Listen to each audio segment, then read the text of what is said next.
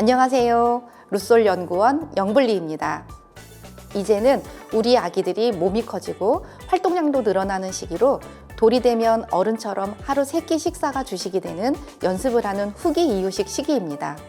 후기 이유식 관련하여 궁금한 점을 알아보도록 하겠습니다.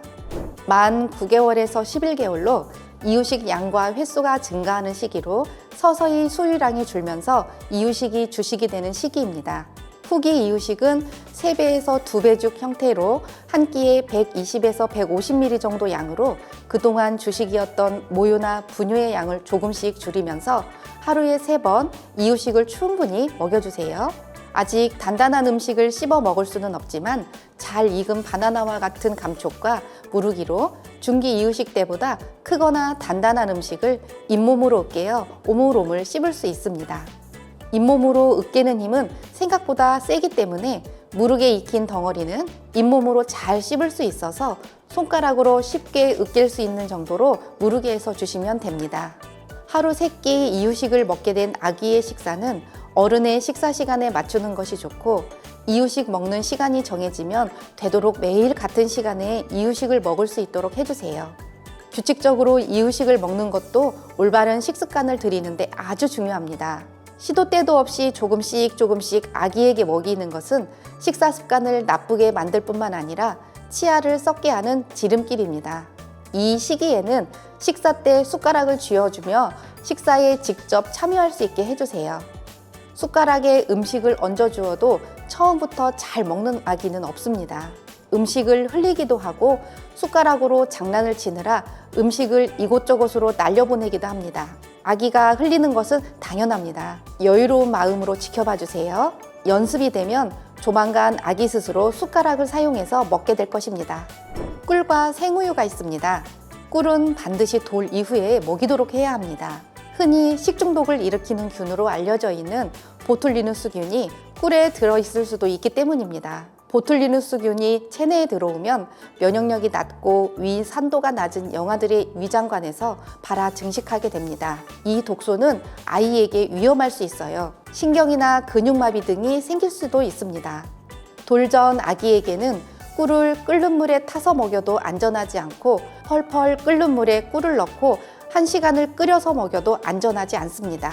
생우유는 돌전에 먹이면 알레르기가 생기기 쉽고 소화 흡수가 어렵습니다. 우유의 고농도의 단백질 미네랄은 신장 기능이 미숙한 아이에게 무리가 되고 미성숙한 아이의 위장점막을 자극해서 장에서 출혈을 일으킬 수도 있으므로 돌전에는 생우유를 먹이지 않도록 주의해 주세요. 또한 우유는 철분 함량이 적기 때문에 많이 먹게 되면 다른 음식의 섭취를 방해해서 빈혈을 잘 일으킬 수도 있으므로 돌이 지난 후에 하루 400에서 500ml 정도 먹이는 것이 좋습니다.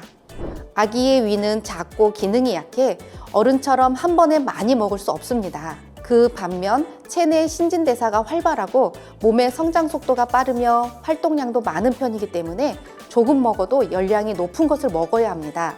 모유와 분유는 이처럼 적게 먹고도 많이 먹은 것과 같은 효과를 내기 위한 아기의 먹거리로 손색이 없습니다. 후기 아기라면 적어도 하루에 모유나 분유를 500에서 600ml는 먹어야 합니다.